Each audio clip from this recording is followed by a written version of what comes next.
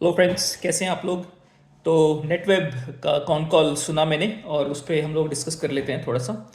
तो देखिए, दो सबसे इम्पॉर्टेंट चीज़ें यहाँ पे निकल के आई हैं। तो कल जब हम डिस्कस कर रहे थे, हम बात कर रहे थे कि नेटवेब को देखना है तो हमें ऐसे देखना पड़ेगा कि स्ट्रैटेजिक ऑर्डर्स क्या है और ऑर्गेनिक ऑर्डर क्या है। तो ये सबसे बड़ा पॉइंट था। ग्रोथ वगैरह तो ऑब्वियसली आप सबको पता है। तो अब देखिए, सबसे बड़ा क्लैरिफिकेशन ये आया है कि इन्होंने अब से लेके शुरू किया है, इस बार से बोला है कि स्ट्रैटेजिक ऑर्डर का कोई अब कॉन्सेप्ट ही नहीं रहेगा, सब नॉर्मल ऑर्डर रहेगा। तो जो भी ऑर्डर है उसको आप एक नॉर्मल ऑर्डर मान सकते हैं। ठीक है, तो स्ट्रैटेजिक ऑर्डर जो पहले था वो थे बड़े ऑर्डर्स जो आएंगे, और ऑर्गेनिक जो हमेशा चलता रहेगा, छोटे मोटे ऑर्डर्स। अब वो उन्होंने पूरा वो डिफ्रेंशिएशन है उसको हटा दिया है, अब सिर्फ नॉर्मल ऑर्डर्स पे बात होगी।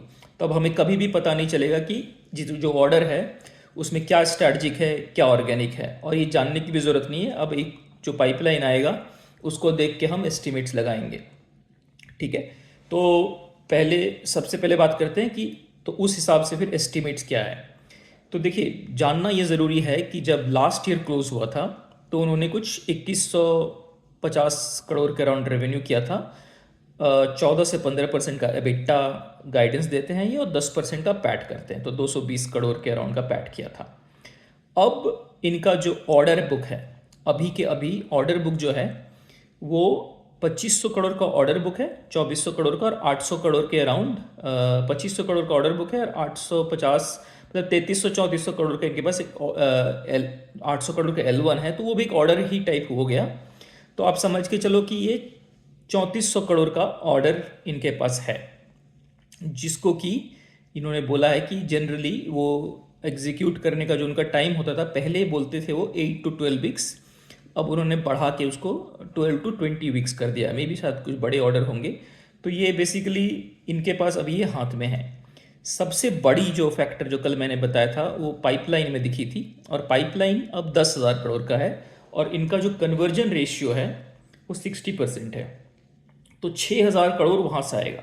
तो अभी जब हम देख रहे हैं वो आपको दिख रहा होगा 6,000 करोड़ पाइपलाइन का, और 3400 करोड़ अभी 3400 करोड़ ऑर्डर बुक का। तो 9,400 करोड़ की विजिबिलिटी है। अब इसमें कुछ पहले के टाइम, पहले जैसे हम लोग बोलते थे स्ट्रैटेजिक ऑर्डर भी हो सकता है, और बहुत सारे ऑर्गेनिक भी हो सकता है ना, वो बताएंगे ना, अब हमें जानने की ज़रूरत है। तो अब ये जो विजिबिलिटी है करीब लेट्स से 9,400 करोड़ का, ये कब तक एग्जीक्यूट होगा। तो जी, ये एग्जीक्यूट होगा 18 से 24 महीने में। तो आप समझ लीजिए कि 2 साल की विजिबिलिटी तो आपको यहाँ से मिल गई। तो 2 साल की विजिबिलिटी में हम लोग देखेंगे कि ये कुछ 9,000 to 10,000 करोड़ का रेवेन्यू करने वाले हैं।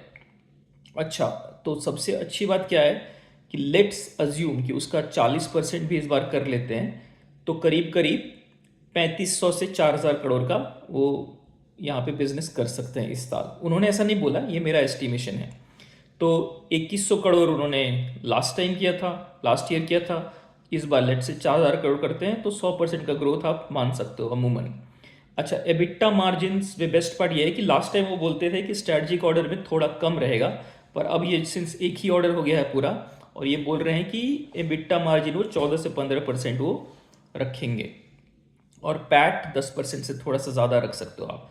तो आप समझ के चल लो कि फिर नेक्स्ट 2 साल में यहाँ से वो करीब करीब आप 1,000 करोड़ का पैट मान सकते हो, 2 साल में 1,000 करोड़ का पैट। तो ऑब्वियसली बहुत अच्छा गाइडेंस है ये। तो ये बिज़नेस लेट से अगर मैं FY 28 में देखूँ तो शायद ये बिज़नेस एकदम कंजर्वेटिव एस्टिमेट लेके चलूँ तो लेट से ये करीब करीब 6,000 करोड़ का बिजनेस करते हैं, 10% 600 करोड़ का पैट कर सकते हैं। तो अभी इनका मार्केट कैप क्या 25,000 के करीब बैठता है। तो FY 28 के हिसाब से ये फिर 40-45 का पी बनता है। अच्छा, अब ऑब्वियसली ऐसा तो होने वाला है नहीं कि यहाँ से सब खत्म हो जाएगा, और भी ऑर्डर आते रहेंगे, तो वो शायद इसमें ऐड भी करे। लेकिन अब जो सेकंड चीज़ है उस पर भी हम लोग बात करते हैं। तो इन्होंने कुछ कुछ रेशियोज शेयर किए थे कि डेट टू इक्विटी क्या है और कैश फ्लो कन्वर्जन क्या है। तो देखिए, ये हमेशा एक cash on the balance sheet वाली कंपनी थी, बट इस बार पहली बार ये डेट में आई है। तो वो क्यों आई है क्योंकि जब इतना ज़्यादा ऑर्डर एग्जीक्यूट करते हो आप, और ये कैपेबिलिटी ड्रिवन बिजनेस है, इसमें क्या है, सबसे अच्छी बात क्या है कि इनको बहुत ज़्यादा इंफ्रास्ट्रक्चर बनाने की ज़रूरत नहीं है। पर कैपेबिलिटी के लिए क्या होता है इसमें कि इनको फिर वर्किंग कैपिटल की ज़रूरत पड़ती है, तो उस हिसाब से उनको डेट लेना पड़ता है। और इतने बड़े ऑर्डर्स को एग्जीक्यूट करने में अगर आप 100% का ग्रोथ करोगे, आरओई जो है वो एक्चुअली बहुत अच्छा हो गया, 40% प्लस आरओई है, पर फिर भी आरओई अगर ग्रोथ से कम है तो थोड़ा डेट तो आपको लेना पड़ेगा या फिर आपको इक्विटी डाइल्यूट करना पड़ेगा। तो वही हो रहा है। अब इसी संदर्भ में उन्होंने एक सवाल भी उनसे पूछा गया था कि आप जो है करीब करीब 1200 करोड़ का एक फंड रेजिंग का अनाउंसमेंट किए हो, तो उसका क्या करोगे, आप उस पैसे को कैसे यूज़ करोगे। तो दो क्लैरिटी उसमें आई है। पहला, उन्होंने बोला है कि ये सिर्फ परमिशन लिया गया है, ऐसा नहीं है कि 1200 करोड़ ही वो फंड रेजिंग करेंगे, उससे कम भी कर सकते हैं, बट मैक्स 1200 करोड़, और पूरा का पूरा पैसा सिर्फ और सिर्फ वर्किंग कैपिटल में यूज़ होने वाला है। तो इसको मैं पॉजिटिव मानूंगा। और ये सारे रेशियोज इतने कोई कंसर्निंग है नहीं। तो अब आते हैं, बात करते हैं फाइनल बात पे, शेयर प्राइसेस पे। तो देखिए, मुझे क्या लगता था, अब शेयर प्राइसेस तो मार्केट के ऊपर है, कुछ भी रिएक्शन आ सकता है, पर कंसर्न ये था कि यार ये कॉन कॉल से पहले कंसर्न हमेशा ये रहता था कि स्ट्रैटेजिक ऑर्डर एक बार खत्म हो गया, क्योंकि जो दो ग्रोथ आया है पिछले 2-3 क्वार्टर में वो स्ट्रैटेजिक ऑर्डर्स के कारण ही आया है, अदरवाइज ऑर्गेनिक तो 30-35% का ही ग्रोथ था। तो जो ग्रोथ आ रहा था स्ट्रैटेजिक ऑर्डर से आ रहा था। तो अगर स्ट्रैटेजिक ऑर्डर्स, अगर लेट्स से 1600 करोड़ जो था उनके पास, अगर वो नहीं रहेगा, उसके बाद क्या होगा। तो अब क्लियर विजिबिलिटी है 2 साल की, इसमें बहुत हद तक पुराने टाइप के जो स्ट्रैटेजिक ऑर्डर जिसको बोल सकते थे वो भी होंगे, आई एम श्योर। तो या तो मार्केट इस बात से पॉजिटिवली सरप्राइज हो जाए कि चलो अभी 9000 और 9500 करोड़ का इनके पास ऑर्डर बुक है नेक्स्ट 2 साल के लिए, और शेयर्स अच्छा चले। या फिर ये हो सकता है कि जब वो अनाउंस करेंगे फाइनल ऑर्डर, जो अभी इनके पाइपलाइन में है, लेकिन कभी ना कभी तो ये फाइनल होगा, और जब ये फाइनल होगा तो ये अनाउंस करेंगे, और जब अनाउंस करेंगे तब एक लेग अप आने की उम्मीद है। तो बाकी नॉर्मल डिस्कशंस ही रहे। आई थिंक उनका ऑब्वियसली मोट उन्होंने क्लियरली डिफाइन किया है कि इंडिया के इकलौते प्रॉब्ली सोवरेन एआई प्लेयर हैं इस इनके कॉन्टेक्स्ट में।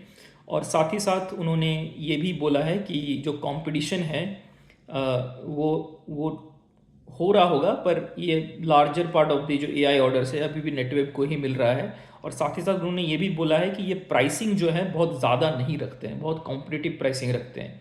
और लास्ट पॉइंट ये आपके जानने के लायक होगा कि जो मार्जिन है वो उन्होंने 14-15% ही गाइड किया है, और इन्होंने ये भी बोला है कि ये बहुत बेटर प्लानिंग करते हैं, जिसके कारण जो भी कंपोनेंट कॉस्ट का जो है असर डायरेक्टली मार्जिन्स पे नहीं पड़ता है। तो ये रहा ओवरऑल एनालिसिस। काफ़ी अच्छा रिजल्ट्स है, मार्केट का कोई भरोसा नहीं। आई थिंक थोड़ा भी एआई को लेके मैं बोल सकता हूँ कि थोड़ा कंसर्न है। आप देख रहे हो कि चिप्स वगैरह के स्टॉक्स डाउन हो रहे हैं, तो अगर ना चले नेटवेब तो कोई बड़ी बात नहीं होगी, बट बिजनेस स्टोरी बहुत हद तक इंटैक्ट है, कोई कंसर्न नहीं है, और आगे हम देखते रहेंगे कैसा रहेगा। Thank you.